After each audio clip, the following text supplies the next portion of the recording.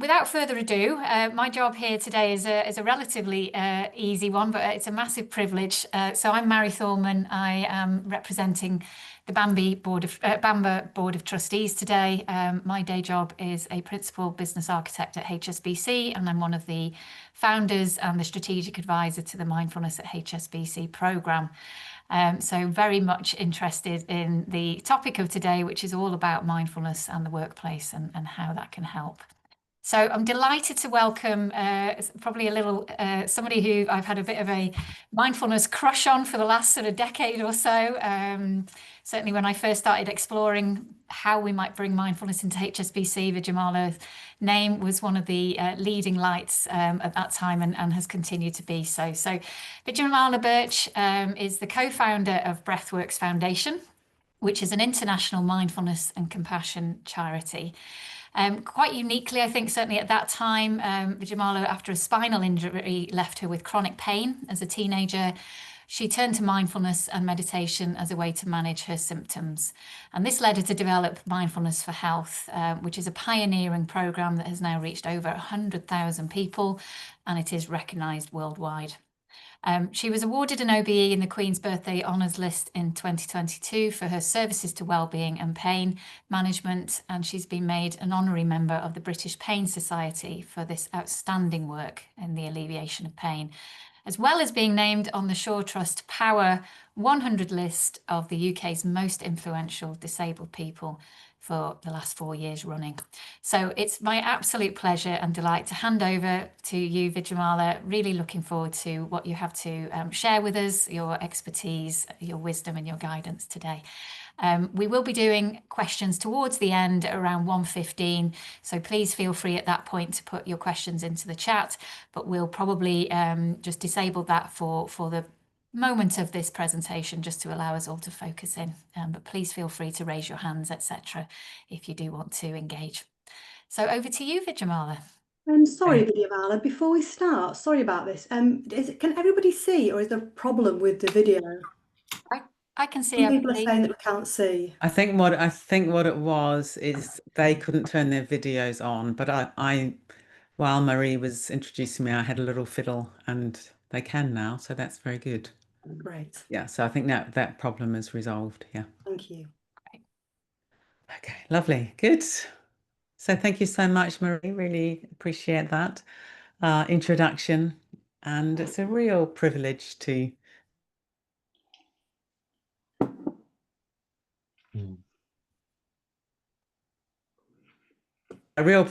be here with you all. And thank you so much for giving your time today. And yeah, hopefully this is, oh, now it's saying my internet connection is unstable. Can you all see and hear me okay? Very good. We can. Yeah.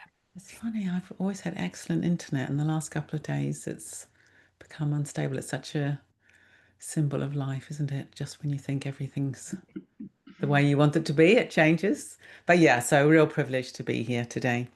So I'm going to be talking about how to place mindfulness at the heart of wider behavior change around domains of well-being. But before we begin, we'll just do a little meditation together to help us transition. I know many of us would have come from busy mornings, so just to help us transition. Good. I think it might be whoever's doing the tech to pin me. That might be helpful, I think, because I'm getting different people coming on the screen. Okay, so to begin with, let's just withdraw our awareness from the screen and dropping back into the body. Closing the eyes if that's comfortable.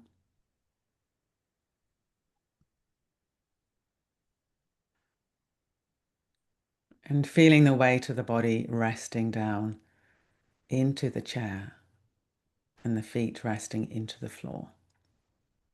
Having the hands supported.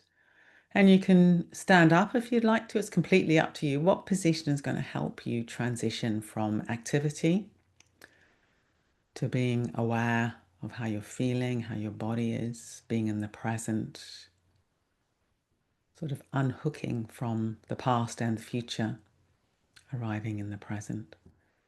Might be that you want to do a few stretches. In fact, I might do a few stretches with my arms just to sort of help me bring my body into the present. A few little jiggles maybe, shaking the hands, the side of the body, and then coming into stillness. And seeing if we can really surrender the weight of the body up to the chair beneath us, the floor beneath us. If we find it helpful, we could take a few deeper breaths, breathing in freshness with the in-breath, and then releasing, letting go with the out-breath. Releasing what's come before, releasing what's coming next, and arriving in the present. And then when we're ready, allowing our breathing to find its own natural rhythm.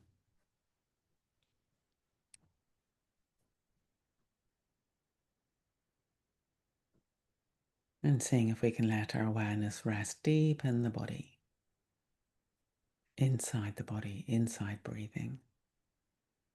Hands soft, buttocks soft, face soft, jaw soft.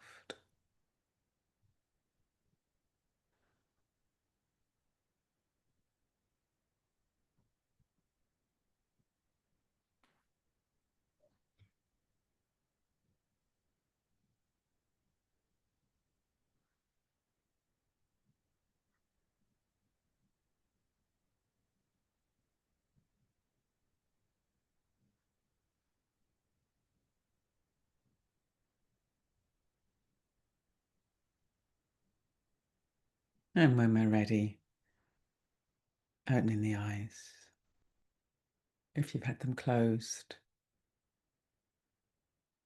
Looking around, just taking in the world around us, and then moving back to the screen.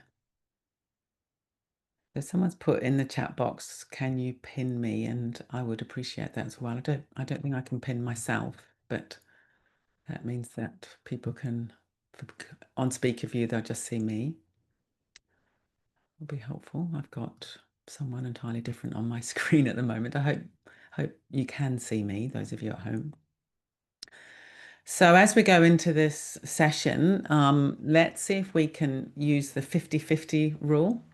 So this is 50% of your awareness will be engaged on me and what I'm communicating, looking at the slides. And then 50% of your awareness will be with yourselves. It's a very, very helpful rule this. So we're resting inside ourselves, staying aware of ourselves, our body, our thoughts, our emotions, and at the same time, we're opening our awareness to include the content of the session. Yeah, and some of us habitually push out to be a little bit too other-oriented or externally oriented, and some of us habitually draw in a little bit too much and we become sort of overwhelmed by the self. So this 50-50 rule, I think, is a really excellent one and very good for Zoom land. Very, very interesting practice for Zoom land. Okay, so I've got some slides which I will begin.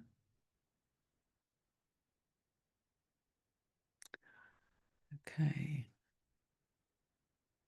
You can all see that okay? Is that the correct view, Sally? Yeah, excellent. So yeah, what I'm going to be talking about today is well-being at work, a whole life health approach. And there may be some people here who aren't in work. So everything that I'm talking about today applies to any lifestyle. But I think it's something we definitely can bring into our working life. And this is based on a new program that we've developed at Heals over the last year or so. We're still very much in a development phase, but we've done some very, very successful pilots. And we're calling it the Heals program. I'll tell you why in a minute, because that's an acronym. But it's a transformative approach to whole life health, combining awareness training, so the mindfulness skills that we'll all be familiar with through our different trainings, plus the pillars of lifestyle medicine. I'll say more about that in a moment, plus habit methodology. So how do we bring about positive behavior change? So I'm very excited about this program. It feels like a very positive sort of development of what we've already been doing for decades at Breathworks. And partly this program came about as I reflected deeply on what was helping me manage my spinal pain over the years. And I've had spinal pain now for 50 years, since I had very serious injuries and surgeries in my teens. And mindfulness has obviously been absolutely central. Mindfulness and compassion practices have been absolutely central. But when I really sort of reflected on it, I realized that the very positive developments that I've experienced have come about through mindfulness plus making changes across a broad domain. So it's a bit like nudging myself forward across a very broad domain, lots of tiny little changes over a broad front for many, many years, and radical transformation can come about. So the areas are things like nutrition, movement, sleep, becoming more relaxed, and a sense of connection. That's just some of the things that I've worked on myself over many years. And just doing one of those things on its own is helpful, but you're not going to see the same change. But nudging across a broad front, you're going to see powerful change. And when I say nudging, I'm meaning tiny changes, and I'm going to come on to that in the latter part of this program. So the HEALS program is, we're calling it mindfulness-based lifestyle medicine in terms of the sort of mindfulness acronym. As John used to call it, MB, je ne sais quoi. There was John Kabat-Zinn, as all these different MB programs emerged. So this is MBLM. And the acronym is HEALS for healthy nutrition, engaging with movement, awareness, love for self, others, the world, and nature, and sleep. And we've got awareness there in a different color because that's the central pillar. So that's the absolute sort of fundamental underpinning that enables us to then make wise choices across these other domains. And many of us, I mean, none of this is kind of new to most people. They know that, eating healthily is good for us. We know that exercise is good for us. We know that having good sleep habits is good for us. But of course, most of us find it very difficult to sustain change across these domains. And I think partly what the issue is for most people is they haven't got an awareness practice in place. So they're not able to work with the mental side of behavior change. And as far as I'm aware, this is the only awareness-based lifestyle medicine program that exists. It's very much a growth area within medicine, but usually the awareness piece is more called relaxation, and it's not real mindfulness. It's not really sort of learning how to train the mind. So there's an organization called the British Society of Lifestyle Medicine, which is medics who are looking to bring this much more into mainstream medicine. And it's becoming more and more widely recognized that many of the ills in our society, the health ills, are, yes, there may be disease processes, of course, that need treatment, but then a lot of them are lifestyle related. And we have an absolute epidemic of chronic disease in our population. And a lot of these are lifestyle related. So things like, so within the BSLM, the British Society of Lifestyle Medicine, they have 6 pillars. So they have healthy eating, mental well-being, healthy relationships, physical activity, minimizing harmful substances, and sleep. There's Dr. Rangan Chatterjee, who does a really good podcast. And he's written a number of books, and his 4-pillar plan is how to eat, sleep, relax, and move. So he's a GP who's trying to bring these approaches into his practice. There's Dean Ornish in the States, who's been doing this kind of work for decades. And I really like his quadrant there of eat well, stress less, love more, move more. That's very memorable, isn't it? Eat well, stress less, love more, and move more. So you can see that what I'm developing, it's very, very similar to these other programs, but we've got awareness right at the heart of everything.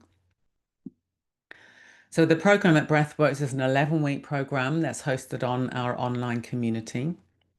It's a wonderful platform. We've now got 10,000 members in our online community. It's free to join, and we can host programs on there. And it's both app-based and also on the computer. And it's got all these different elements. So week 1 is mindfulness, awareness. Week 2 is breathing. We do some breath work. Week 3 is compassion.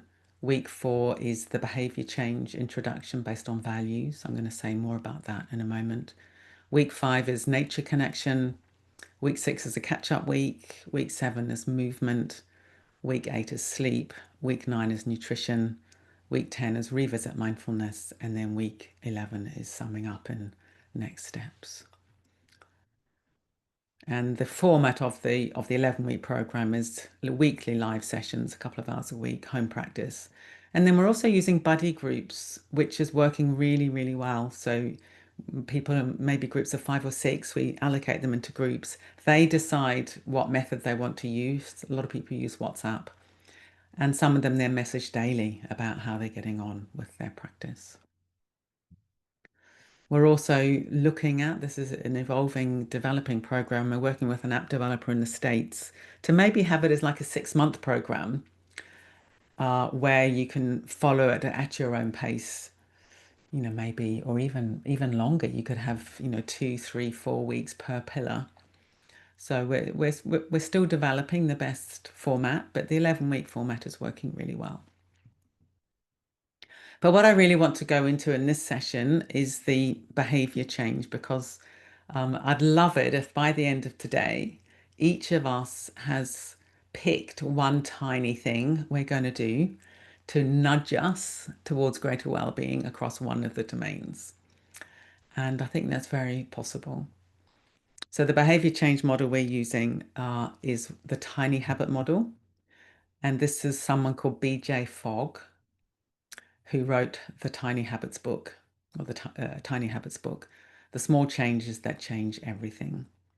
He's the person that developed, it's quite famous now, that if you want to floss your teeth, you don't have an intention to floss your teeth, you have an intention to floss one tooth.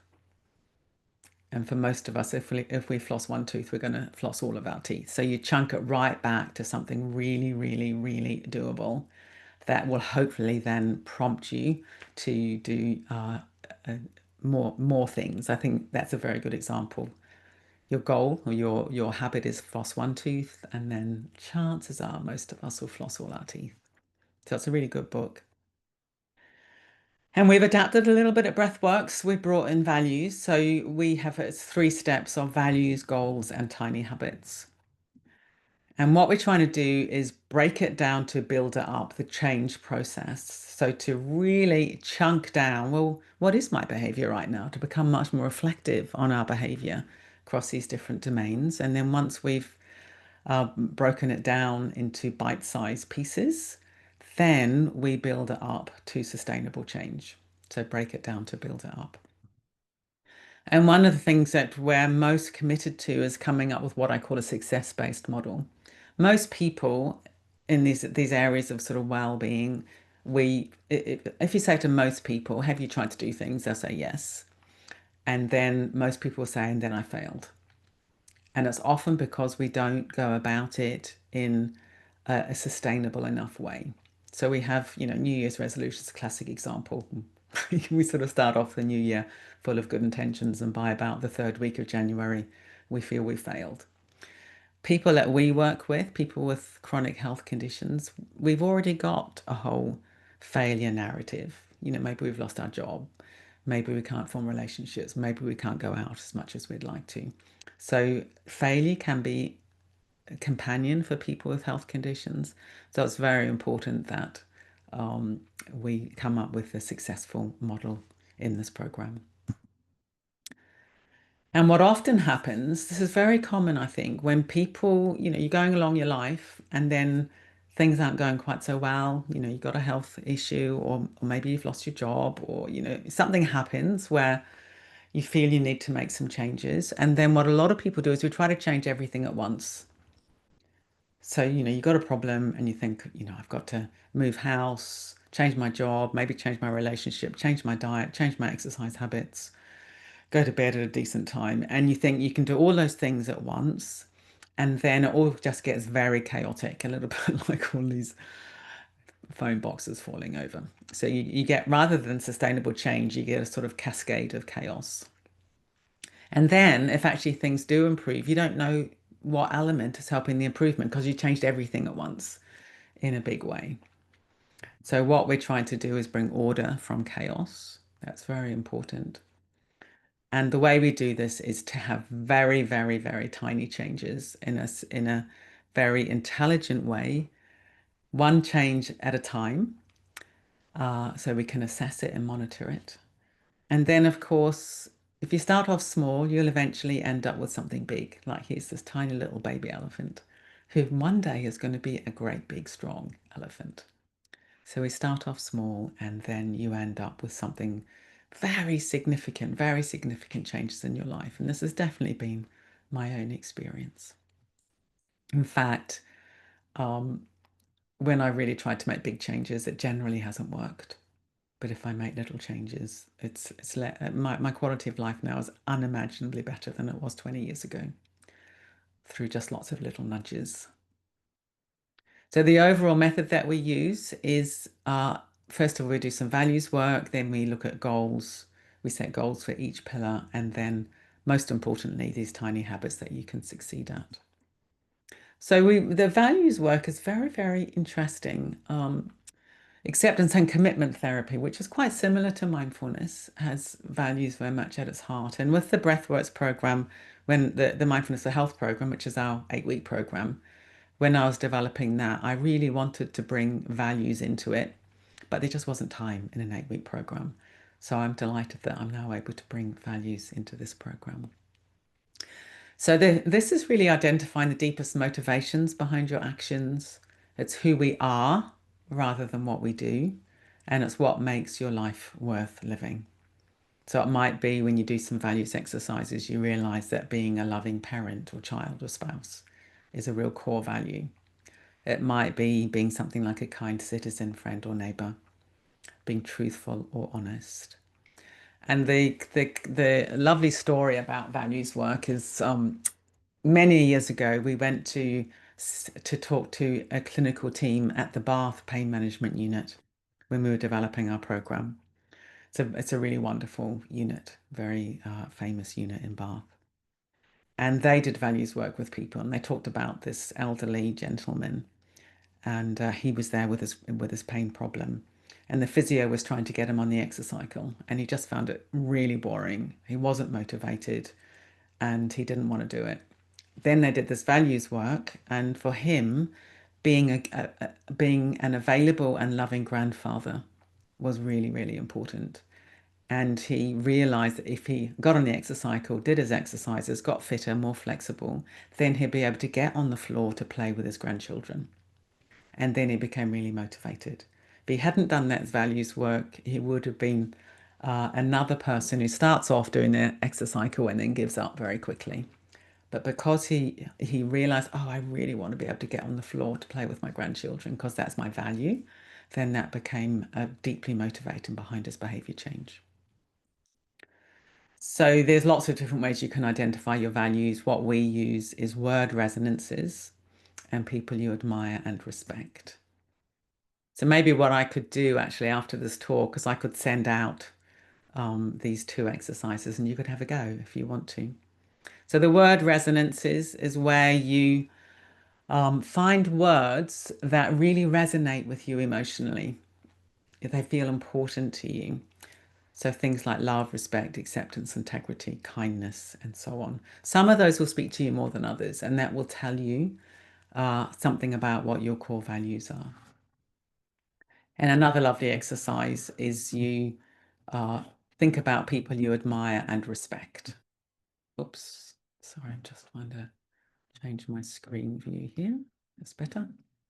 Think about people you admire and respect, and that will tell you quite a lot about your values. So you make a list of up to 10 people, and then you spend some time listing what are their universal qualities that they embody. Yeah. When I did this the first time, it was interesting actually, the tooth fairy came up. So it can be a fictional character like that or an imagined character. And I realized the tooth fairy embodied generosity and also invisibility, like these invisible good actions So the tooth fairy is just doing, going to all these little children's pillows and taking away their teeth and giving them money. So this kind of quiet generosity, I really love that. So that's, as I say, I'll send you this out after the presentation. You could have a go. And I think for all of us, if we really connect with our deepest values, we're more likely to then make the effort to even do our mindfulness practice, our compassion practice, and then make changes in the direction of well-being, because then we can live out our values better. I suppose another example is, for me, a value is generosity and being able to give to the world. That's very, very important to me. And the reason I can be here now talking to you is because I did my exercises this morning, because I'm following nutrition, which is good for my body, because I try to go to sleep at the same time every night, because I meditate every day. Because I'm doing all those things, I'm able to be here today talking to you. And if I wasn't doing those things, I would not be able to be here today talking to you, because my pain would be overwhelming. So then the next thing is to identify goal. So a goal is the kind of, you got your value and then the broad thing you want to do with the different pillars. I'm not going to say much about that now. So it might be, I want to become more connected to nature so I can live more in harmony with change. I want to move towards a more plant-based diet. So it's quite broad. You're sort of setting your direction. And then the thing I want to spend more time on is the tiny habit. So this is a tiny action that's going to help you move in the direction of your goals based on your values. So here's a couple of really lovely examples. So in the movement pillar, the exercise pillar. So if you wanted to get fitter, I'll undertake to put my running shoes on. Yeah. So it's not, I'm going to go for a run every day. That's too much to ask. I'm just going to put my shoes on. For most people, if they put their shoes on, they will actually get out the door and go for a run. But one day you might not, but you've still succeeded if you've at least put your shoes on. And this is a lovely one around nutrition. If you go to the supermarket, just hang around the fruit aisle for an extra minute.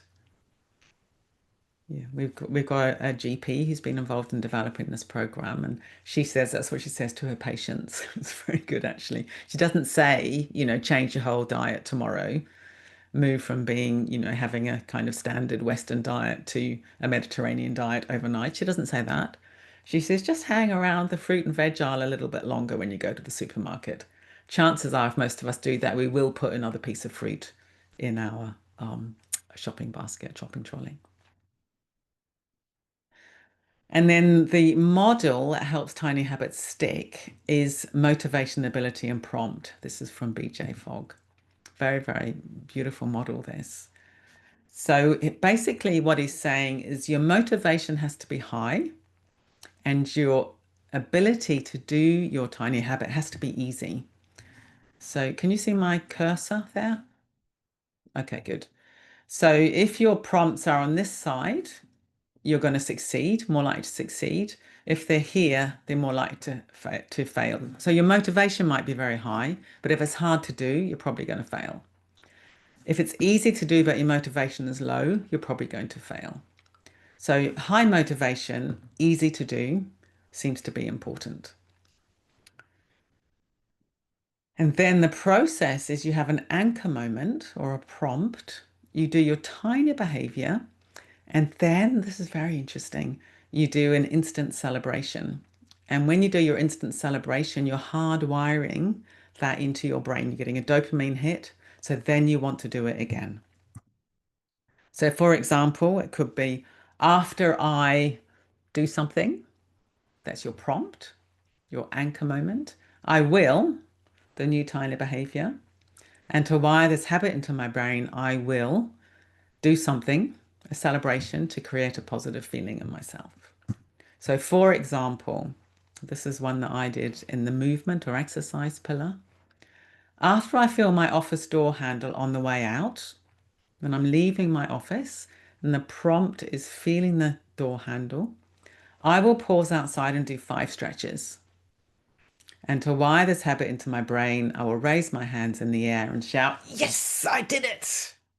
Yes, it's so good. And I work in a garden office, so it's lovely. I feel the door handle, just stand outside and just do 5 of these. So, it's not exactly doing a yoga class. It's really, really simple. A few little stretches. Yes, I did it. And you feel so good. And then, of course, you want to do it again. And then I was on the nutrition pillar, I was wanting to stay hydrated, have a habit of drinking more water. So again, I use the door handle as the prompt. So after I fill my bathroom door handle after using the loo, I will refill my water bottle. Yes, I did it. Some people get embarrassed about, yes.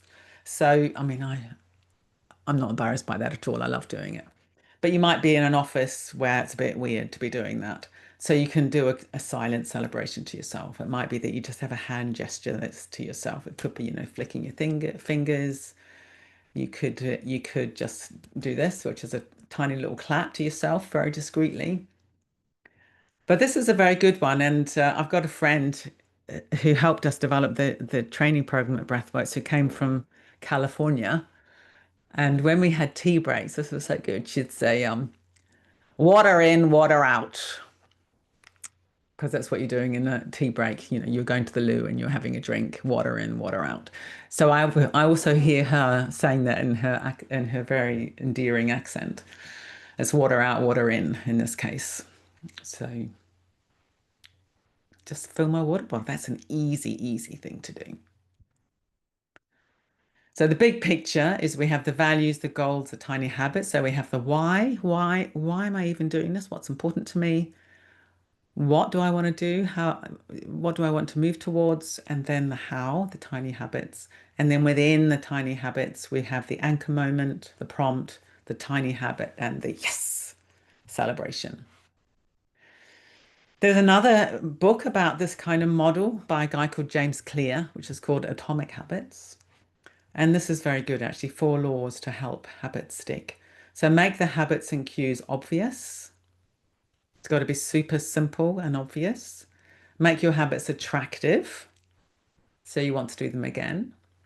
Make your habits easy. That's really important. And make your habits satisfying and enjoyable. So actually, those 2 examples I've given of the stretches, that's enjoyable. It's quite attractive. I feel better when I do that. Easy. The cue is very obvious. It's feeling the door handle. Likewise, filling up my water bottle. It's obvious. It's attractive. I can quite, have my water bottle, open it up. I hear the sound of the water going in. I enjoy that sound. It's a moment of mindfulness. It's easy to do. And then I know when I'm going to be more hydrated, I'm going to feel better. So this is also very good, that 1% improvement over a year is 37 times. So if you just do tiny little habits over a year, you're going to be 37 times better than when you started. So that's I don't really completely understand the maths of that, but I'm sure it's accurate. The attitude to bring to all of this kind of thing is play. We can get very heavy about our behaviors, very heavy about habit change. Very sort of earnest, New Year's resolution, I'm going to give up this, that, and the other. We start to feel a bit sort of deprived, we hate it, and we give up. So having a playful, enjoyable attitude is very important. Keeping it light is very important. So I thought an action each of us could think about doing after this talk is to keep it simple, just choose one of these domains, a tiny habit for one of the domains, share it with a colleague by 5 p.m. today. And if you're not at work, then share it with a family member or a friend. Yeah. And I've made these verbs because I think we do these actions. So it's eating, moving, sleeping, naturing. That's a new word. That's being in contact with nature. Awarenessing, which is actually a verb, and friending. So it's domain of nutrition, movement, sleep, nature connection, awareness, and compassion, kindness, friending. Yeah. So that's your task. Just choose one thing. So the eating includes water. So you could pinch my one if you want to. Moving, just doing a few little stretches maybe. Sleeping, it might be something like I'm going to leave my phone out of the bedroom. That's actually not, that's quite a big change. That's a hard thing for some of us. Or it might be one of the things we cover in the sleep pillow, which is very interesting, is if we get morning light, it really helps our circadian rhythm. So it might just be I'm going to step outside the front door every morning and look at the sky for 2 minutes for sleep. Nature connection, I'm going to look out the window for 5 minutes a day, something like that. Awarenessing, it might be I'm going to pause and do a 3-minute breathing space once a day. Yes, I did it. And then the compassion connection, it might be I'm going to send one message of goodwill to one friend every day. Something like that. So I really hope you can do that. Yeah, one thing, just one of those things. Share it by 5 p.m. today. And then what can happen over time is we link these tiny habits and we grow a habit tree. So you start to get this momentum of positive change happening across a broad front. So for example, here's somebody, and just imagine they've just had a glass of water. So they got out of bed, they've had a glass of water, they're doing some movement, they've gone outside so they get some morning light, which helps their sleep pillar, and they're looking at nature. So they've hit a lot of things just with going outside for 5 minutes in the morning and doing a few stretches and having a glass of water. So they've done the nutrition with the water, they're doing a few stretches, which is the movement pillar, they're looking at nature, the nature connection, and they're getting morning light, which is good for sleep. So that's amazing, isn't it? You know, you're bringing about change across that broad domain simply by stepping outside for a few minutes every morning, doing a few stretches and having a glass of water. So that's the main thing I want to communicate, is it's not difficult with this model. It's not difficult at all, and really profound change can happen. And we get very, very good feedback from people who do this program. So what next? There's the Breathworks website, and there's also my own website. So do go and have a look at those different sites. And we're also going to send you an email with various things you can follow up if you want to, including booking links for the HEALS program. And yeah, so at Breathworks, we do courses, mindfulness and compassion for health, mindfulness and compassion for stress, mindfulness and compassion in the workplace, and the HEALS lifestyle medicine program. We do workshops and retreats. We've got facilitator and teacher training, and we've got this wonderful online community, which is free to join, that offers many, many things. Good. And our impact, this is good to see that 85% of people said they felt better able to manage their health conditions since taking part in a mindfulness for health course. 80% of people reported an increased quality of life following a mindfulness for health course, and 77% reported a reduction in depression and anxiety following a mindfulness for stress course. So we've got, decades of data now, and consistently positive. Good.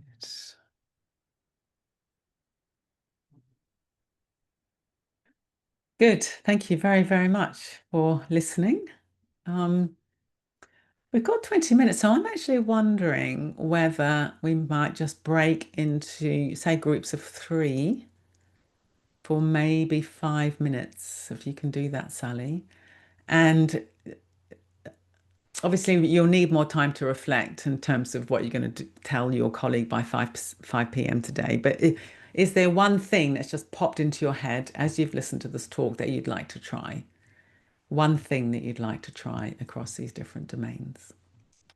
So if we could break into groups of 3, for 5 minutes, that would be great. And then we'll have time for Q&A.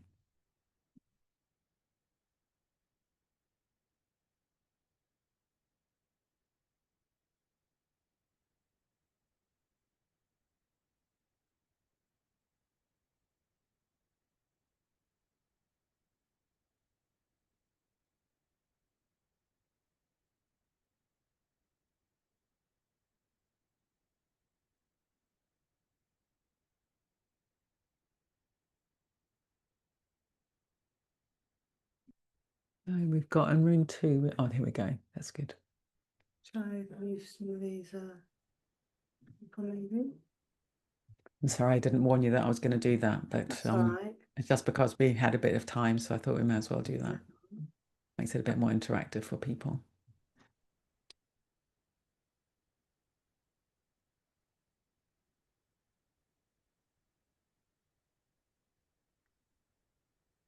Hi, Sally. I don't think I've been put into a room. Okay, let me see if I can do that, Chris. I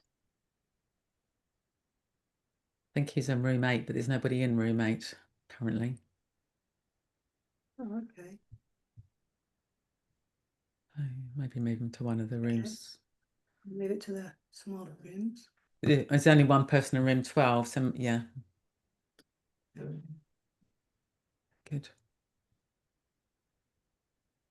There we go. I think that should be it. William. Yeah, it's good. He's gone to room 12. Thanks for doing that.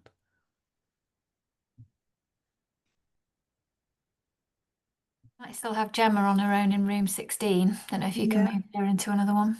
I'm going to move.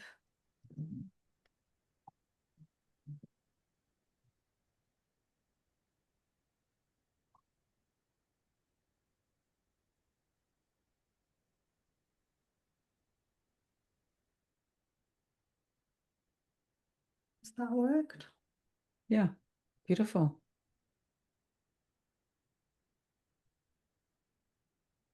Oh, You know, I even used my calculator to work out the rooms, can you believe? you what, sorry? I even used my calculator to work out how many rooms there should be. Oh my God, Just well done. did it, so not really sure why it didn't all kind of work out. It's fine. Hopefully they'll all be flexible. Good. Did any questions come in during the thing? I turned it off, so as we Okay, good. But did anyone contact the hosts at all? Okay, good. Yeah, no, really interesting. Thank you. Mm. So many good little tidbits of creating habits. Mm. Have you tried and tested this out in many organisations, Vidyamala? No, not yet. So that's okay, so we'll be getting in touch with you about that. Great. I was going to say I was interested in obviously you've got the mindfulness and compassion in the workplace. It would be useful to see or discuss with you the differences because we've brought in some compassion pieces relatively recently. We've done bits and bobs of it over the years, but we've actually kind of brought in some specific courses for our champions recently around the compassion piece, which is great. But I think ways that we can try and land that in a corporate would be great, I think. And I think heals feels to me like something that would chime more naturally, certainly in the corporate well-being I space. think so. Yeah. Yeah. I mean, that's what our teachers have been saying. That's a kind of easier thing to explain to people than a traditional mindfulness course. Yeah, and I mean, certainly in the big corporates, you know, the well-being pillars are not too dissimilar to ones you've talked about. Although the love one, I think, is very interesting. So that's, but the the others I think would resonate really quickly and easily. But it's that key missing ingredient, you know. So yeah, it's a really nice way of formulating it, I think. Yeah, and this app that we're working on, that could be good in a corporate situation. I think, corporates could just license it and then roll it out, maybe. That's not ready yet, but it will be ready very soon. And that's also got lots of tracking where you can track your nutrition, track your exercise. You get alerts, time to hydrate, time to move. Yeah. So that's really, really good. Yeah. Wonderful. How long would you like these people to be in here for? Because I can set, if I close the rooms now, they've got another minute. Is that enough? I think so. What do you think? Sometimes you get quite a lot of questions, so yeah, so let's do that. They've had a chance just to chat a little bit. Yeah.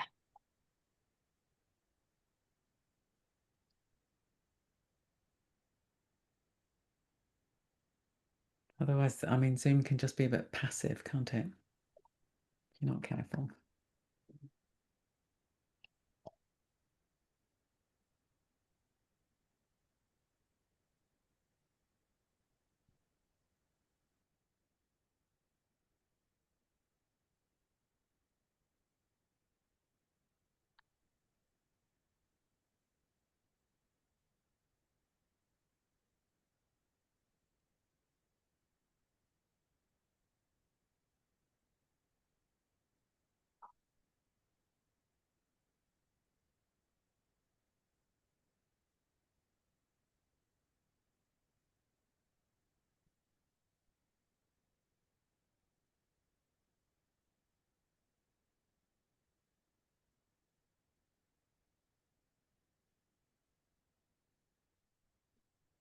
Okay,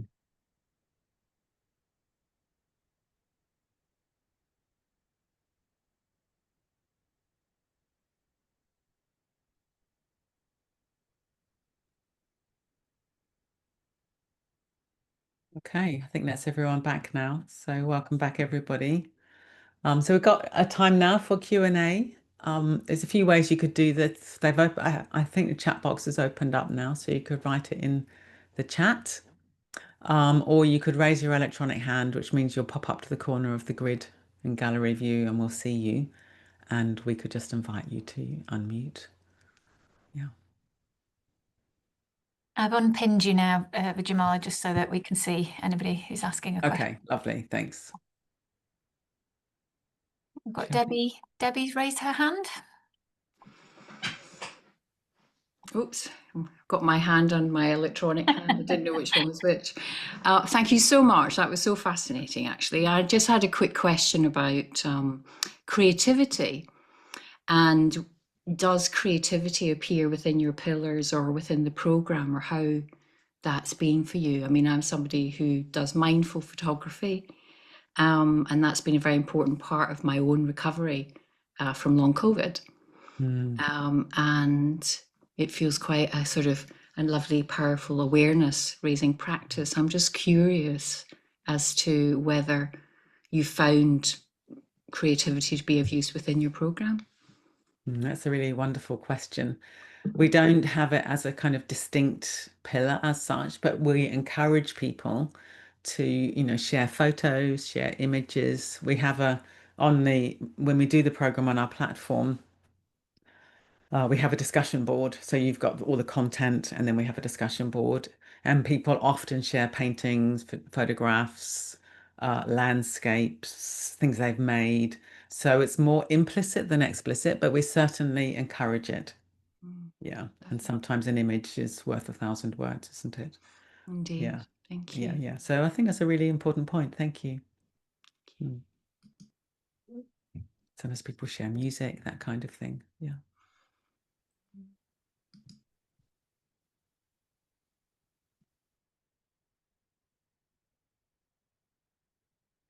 So I think, let me just see. So Bennett, I think you were first. Yeah.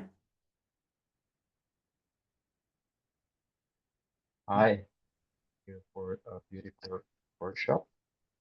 I am recently really interested in the nutrition and how we can elevate and maintain the high brain energy.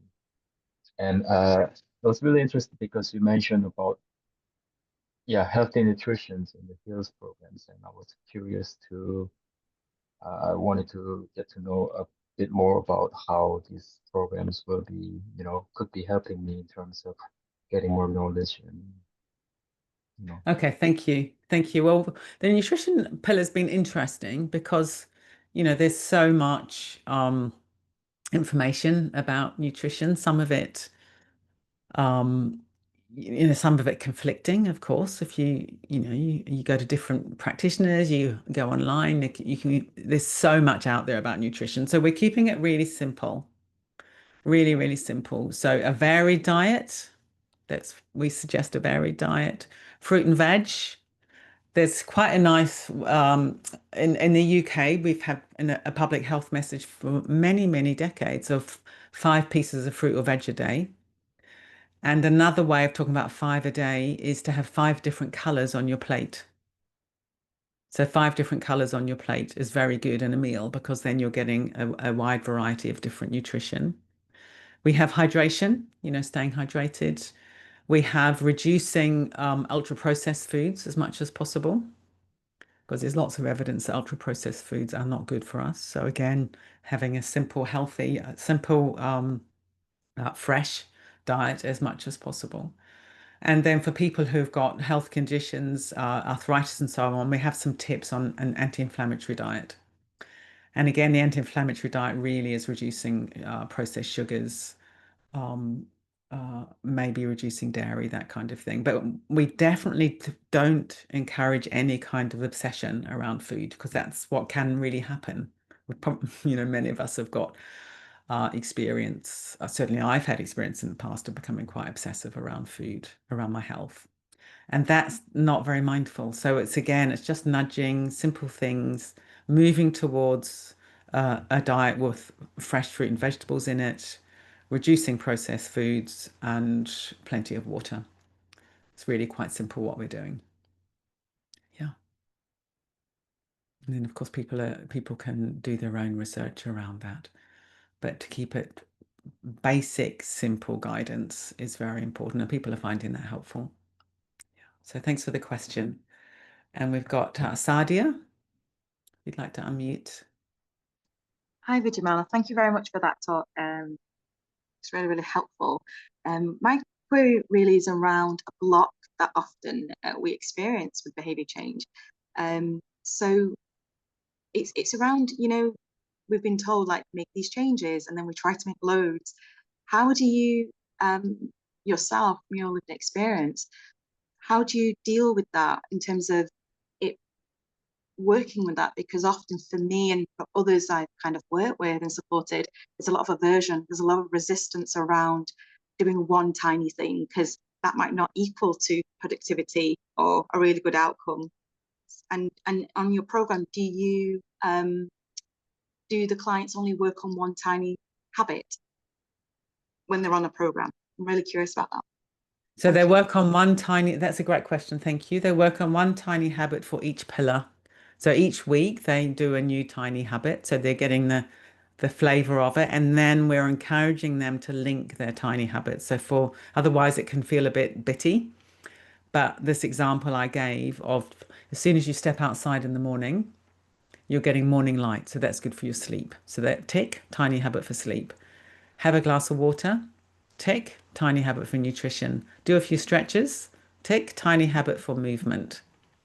Look at the trees, tick, tiny habit for nature. So then rather than it being this range of things that is too difficult to sustain, if you group them like that, very simple, in a very simple way, then what happens, certainly this has been my experience, is, I've been getting up every morning and doing this for a long time now, and I really look forward to it. It's a beautiful part of my day, where I get up and I go outside and I look at the sky and I have a glass of water and do some qigong, look at the trees. It's such a lovely part of my day. And with the way I've developed the Heals program, I've been doing that for a long time in quite an intuitive way, but now it's like, oh, good, I'm ticking all these boxes when I do that. That's going to help me sleep well. It's going to help me stay healthier. It's going to help me with my movement. Yeah. So people don't tend to be aversive because we're making it very doable.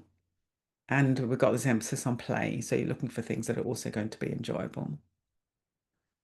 Yeah. And then over time, I've sort of moved. Well, I'm vegetarian because I'm a Buddhist. So I've got sort of my values are around being vegetarian.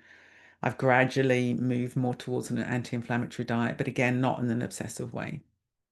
Just very gradually. So now for me, it's just completely normal to have, healthy breakfast, healthy lunch, healthy supper, stay hydrated. That's just become completely my default setting. I don't even have to think about it.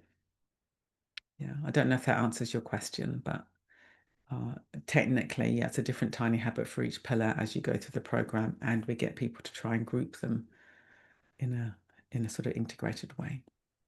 Right. That's great. Thank you. It's very compassionate. That's what I sense. It's very compassionate, and that's really helpful. Thank you so much. Yeah, we try to make it very compassionate and very, very good humored, So it's not a heavy thing that you just berate yourself if you slip up one day. You think, well, it doesn't matter if you slip up one day, tomorrow's another day. Just hold it all lightly. Yeah. Vidyamala, we've got a question in the chat from Belinda Freeman, just while we're waiting for anyone else. Belinda's asking, will you be creating a separate course for mindfulness for wellbeing in lifestyle? So the Heals program is that. Yeah. So when you go on our website, you'll see the Heals program. And it might be that that's not the right title in the longer term. In fact, mindfulness for wellbeing and lifestyle is rather good. Because in a way, people don't know what Heals means necessarily, but it's this acronym for, health and nutrition, engaging with movement, awareness, love and sleep. And yes, Bob Chase is following up. Will there be teacher training? Sorry. there will be eventually. Yeah, there will be. It'll be a sort of post-grad thing because it's based on our approach to mindfulness. So if you become a breathworks teacher, then there'll be a probably quite low intensity what's the word I'm looking for? Can't remember the word I'm looking for. Conversion? Yeah, conversion, something like that, to Yeah. then be able to offer the heals program. Yeah, definitely. Yeah, or whatever it becomes called in the long run. Yeah. Great. So it's already available as a program, this 11-week program. And as I say, we're also developing an app, which will be maybe a different format. And it might be that, we don't stick with the 11-week format. We're still in development because that's quite a long commitment for people. So Asisha? Hi, yeah, thank you.